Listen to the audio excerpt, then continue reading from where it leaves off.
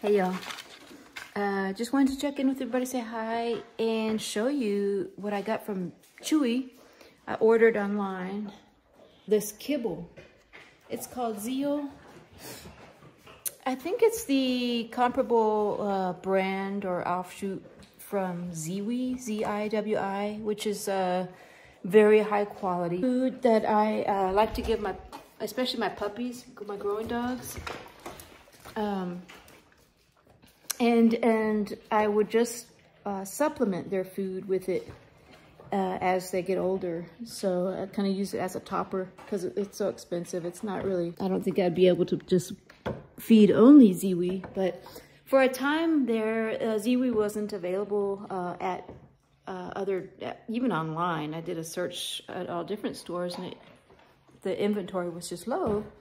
So I found a comparable dog food called Zeal. Now, Ziwi is from New Zealand, Zeal is from Canada, and it's a very limited ingredient, and it's gently air dried.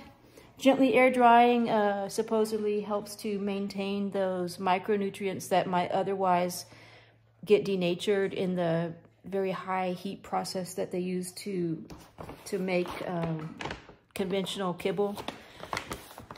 But yeah, the ingredients of this is pretty clean, and this is the salmon recipe, and it's 90% salmon with some sunflower, some parsley, and some vitamins, and that's pretty much it. And so that's very similar to the Ziwi. You can get beef, you can get chicken, I think lamb, mackerel, but so my dogs, I just opened up the bag from Ziwi, and they all just went to town on it, which is very rare for a dog, or at least in my experience, to really just want to gobble up the kibble. And they did. It was as if they were eating raw. They just really went straight to it. Ozzy just had a whole bowl full of it, so he's outside, and you see Dolce's still eating on it. So the other thing that I bought that I wanted to tell y'all about as far as kibble, I got, well, y'all know that I was feeding Victor, and Victor got recalled because of contamination with Salmonella. Someone commented or asked a question on a previous post that I did about Victor, and they asked, is it still recalled, or is it safe to buy Victor yet? And I don't know yet, because I'm just really not going to go back to Victor. I think it's just to kind of reiterate, another commenter is that kibble in general, it's hard to find a brand that hasn't had at least one recall. Ziwi, however, is a brand that hasn't had one recall, and I believe Zeal as well. You can do a search for it and see if there have been any recalls on that. But I know, at least at the time I checked, there were no recalls on Ziwi. But yeah, let me show you. So this is where I store my kibble, right here. And this is what I got. The Diamond brand. I think Diamond brand is a comparable brand. Gypsy. To Victor. Hey, baby girl. Hey, baby girl. What was it? Lucia. What was it? And I got the pasture-raised beef and sweet potato formula. Dolce, it's enough. It's okay, baby. Dolce.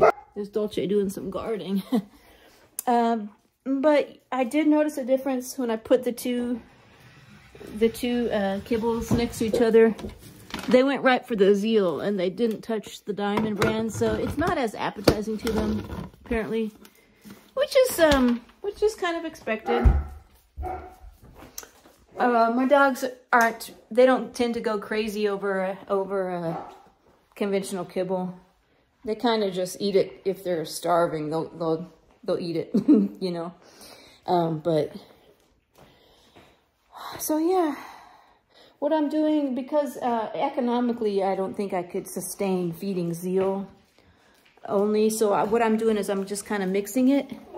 Mixing the, hi Papa. Hi Papa. Yes. Just kind of mixing the Zeal, which is this one.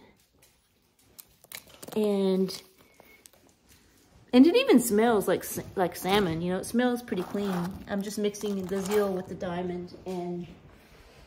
And what I do for feeding, so I don't feed kibble 24/7. I don't feed kibble only. I will a lot of times top the kibble with canned chicken, and I did a video of that recently. Let me show you what I do. So this is the canned chicken that I use. And you could really, any brand. It's not the brand per se that's good, but I just like this because it's a bigger can and it doesn't have any sodium in it. So it's not good to feed any kind of salt or sodium to your dogs. And so, yeah, so I'll just top like 1 can per dog and mix that in with their kibble. Lucia, she's bringing the stick in the house. No, and I don't like them to have this in the house because they'll just tear it up and there'll be bark everywhere. Good. Let me turn some lights on in this house. Turn my Christmas lights on. But anyway, okay, there we go. Whew. Yeah, so, hi, Papa. Z. Hi, Papa. That's my baby boy. That's my baby boy. So yeah, I'll either top it with chicken, or I'll boil some chicken breast with no spices or anything, no salt. Or I'll put some raw ground beef that has been previously frozen for at least 48 hours. So yeah, so that's kind of what I'm doing now. But you know, no, not in this house. Not in the house. Hey, give me this Dolce. No, no. No, no. No, no. Lucia, no. Ooh. So yeah, that's what I'm doing. And I do feed a mixture of raw and kibble. Aside from the cooked chicken or the cooked meats, I will alternate days of the kibble with days of just raw, and I feed raw from. Lately, I've been using a company called Go Raw. I'm not sponsoring it or anything like that. I don't get actually any advertising, like you know, affiliations they call it. I don't have any of that on my channel, so I'm just kind of mentioning them because I've been pretty happy with them. It's a local Texas company, I think near Houston, and you know, they're a little bit pricey too, but because I don't feed purely raw, I you know, mix it with the kibble, alternate kibble and raw. It's a little more economical, so the dogs still get the benefit of raw. And what I like about that company and other similar companies, when you order the frozen raw, you get the benefit of the correct proportions already in the package. So it comes in a tube like in a ground beef roll, and it's already got, you know, the correct proportions of organ meat to muscle meat to bone, and then with some added herbs for nutrients and micronutrients and all that. So it's pretty easy. It's pretty, you know, my time is very scarce, like a lot of people's time. So very busy lives. So it's nice to just pull one of those things out of the freezer in the morning and then have it being, you know, thawed out by the time you get home, and then you just, you know, pop it in the bowl and that's it. And they've got a really good nutrition. That's Lucia making those whiny noises.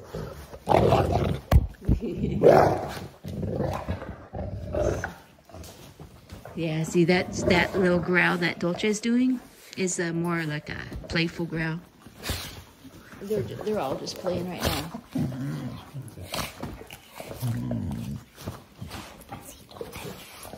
But so that's what I'm doing currently. A lot of people ask, what do you feed your Cane Corsos? Ozzy, if you remember, if you watched one of my previous videos of my vet visit, he is a very healthy weight, 153 pounds, very heavy for a Cane Corso. Even for a male, it's heavy, but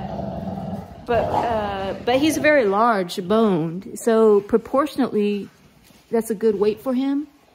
And the way that I know that is if I stand like this, I can see an indentation where his hip bone meets his back area, and there's it's like it scoops up here.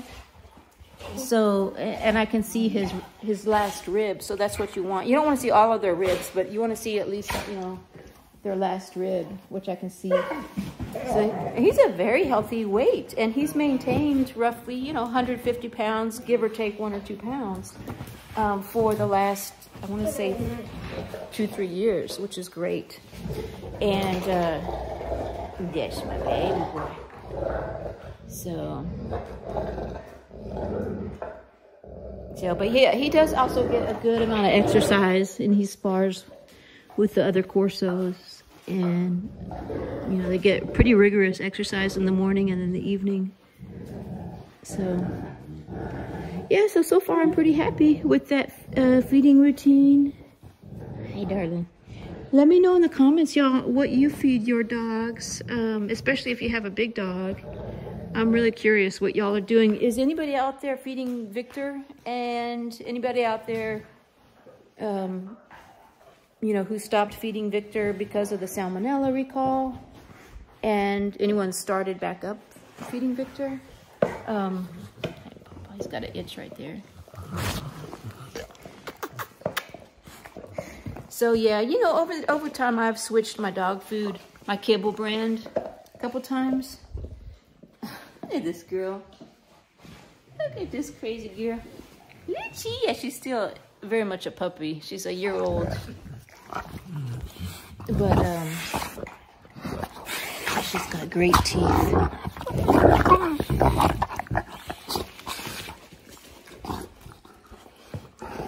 But yeah, so I've my tried and true though, even though I've switched kibbles, the one I keep coming back to is Ziwi and Zeal.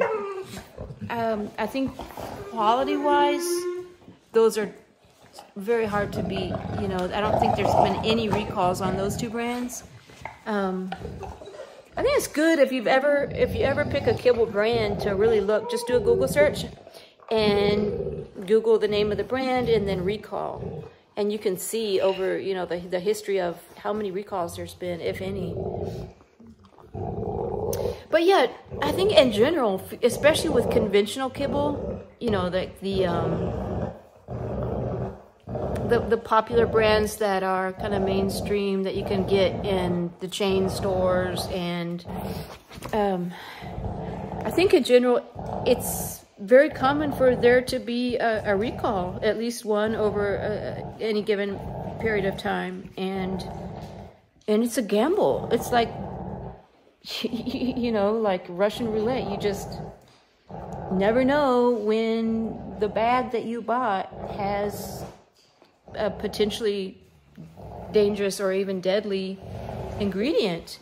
Some recalls in KIBBLE have been, and I don't remember exactly which brands, but popular brands that, you know, chain grocery stores carry and pet food stores, where the recall has been from too much vitamins, and that's a deadly one. That's a deadly mistake. Hypervitaminosis, that has occurred in KIBBLE, and it's like, you know, you just wonder, like, is this the bag that's going to have that? Is my dog going to be one of the ones that's affected by that? So that's one, I guess, that's one reason why some people do opt to feed raw.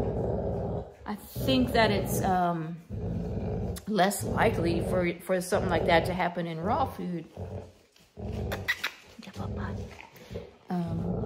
You know, probably one of the potential bad effects of feeding raw, in my opinion, they're not deadly, but one would be that they don't get the appropriate nutrients if you don't feed, you know, those right proportions of bone to muscle to organ.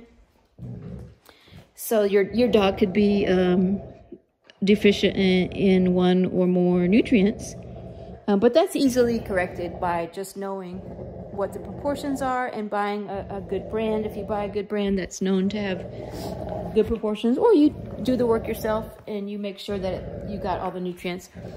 Taurine is a nutrient that is notoriously deficient in some foods. Well, a lot of kibbles will add that. So, but if you feed raw and you make up the raw food yourself, you know, there's a potential for missing one of those micronutrients or one of those vitamins.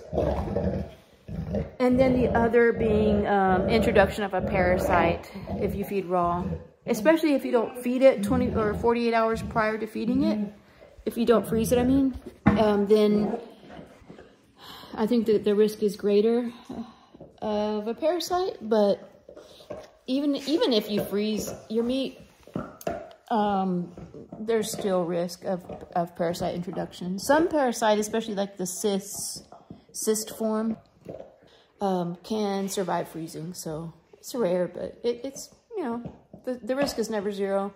And but you know, I'd rather have that risk than the risk of, you know, hypervitaminosis or salmonella. Salmonella, of course, is definitely a risk of raw, but I would say that you know, if you buy from a good market and you freeze it and you practice good hygiene with it, it's probably not as risky.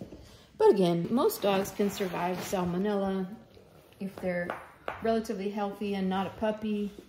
Most dogs can survive a parasite, but that, you know, other things that could happen in kibble recall are not as easy to survive, like the hypervitaminosis. So yeah, that's just a little bit on what I feed the dogs and what I'm doing right now. And so, you know, I may tweak it over time and change it up a little bit. But if anybody out there is really happy with a kibble, it'd be, you know, be nice if you could share it in the comment below and let me know, let everybody know what kibble you're really happy with. Some dogs aren't, they don't agree with, you know, chicken. I don't know if it's a true allergy, but some dogs don't tolerate chicken as well.